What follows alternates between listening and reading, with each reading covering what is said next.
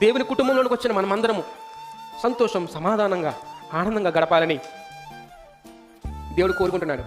అందుకే యేసు ప్రభు మరణించి తిరిగి లేచిన తర్వాత శిష్యుల దగ్గరికి వచ్చాడు. వచ్చి ఏమన్నారు? శిష్యులందరూ ప్రాణభయంతో తలుపులు వేసుకుని లోపల దాక్కుంటా ఉంటే ఏమన్నారు? దేవుడు తలుపులు వేసింది వేసినట్టుగా లోపలికి వచ్చాడు. వచ్చి మీకు సమాధానం కలుగును గాక. హల్లెలూయా. ఎందుకు అలా అన్నారు? ఎందుకంటే యేసు ప్రభు సమాధానానికి అధిపతి. హల్లెలూయా. నీకు సమాధానం కలుగును గాక. ఎందుకు అన్నాడు అలాగా? ఎందుకంటే నన్ను విశ్వసించిన వారు ఎప్పుడు సమాధానంగా ఉండాలి. దేవుని శిష్యులతో యేసు ప్రభు ఏం చెప్పారో తెలుసా? మీరు ప్రతి గ్రామానికి వెళ్ళండి, ప్రతి ఇంటిని తట్టండి, ఎవరైనా నిన్ను ఆహ్వానిస్తే లోపలికి వెళ్ళండి, మీకు సమాధానం కలుగునుగాక అని చెప్పండి అన్నాడా? ఎందుకు చెప్పమన్నారు సమాధానం? ఎందుకంటే యేసు ప్రభు లేని ఇల్లు సమాధానం లేదు. యేసు ప్రభు లేని దేశం సమాధానం లేని దేశం.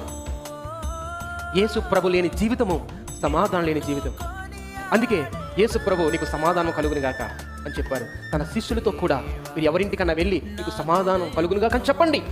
ఒకవేళ వాళ్ళు సమాధానానికి అనర్హులు, నాకు చోటు ఇవ్వలేదు అంటే వారి సమాధానం అక్కడ ఉండకుండా మళ్ళీ మీ దగ్గరికి వచ్చేస్తుంది.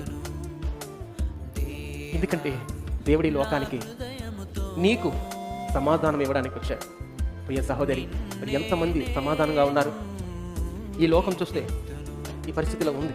ఈ కుటుంబం సమాధానం లేదు, ఆనందం లేదు, సంతోషం లేదు. ఈ జీవితం యాంత్రిక జీవితాలు అయిపోయినాయి. వచ్చి వండుకుంటున్నాం, తింటున్నాం, ఆదివారం చర్చికి వెళ్తున్నాం, లేదా బయట గుడికి వెళ్తున్నాం, వస్తున్నారు, మళ్ళీ ఇంటికి వచ్చిన తర్వాత మళ్ళా దుఃఖమే. ఈ జీవితాలు యాంత్రిక జీవితాలు అయిపోయినాయి. ఇటువంటి సమయంలో దేవుడు మనతో మాట్లాడుతున్న విషయాలు ఏం తెలుసా ప్రియ సహోదరి? నీకు సమాధానం కలుగునుగాక. హల్లెలూయా.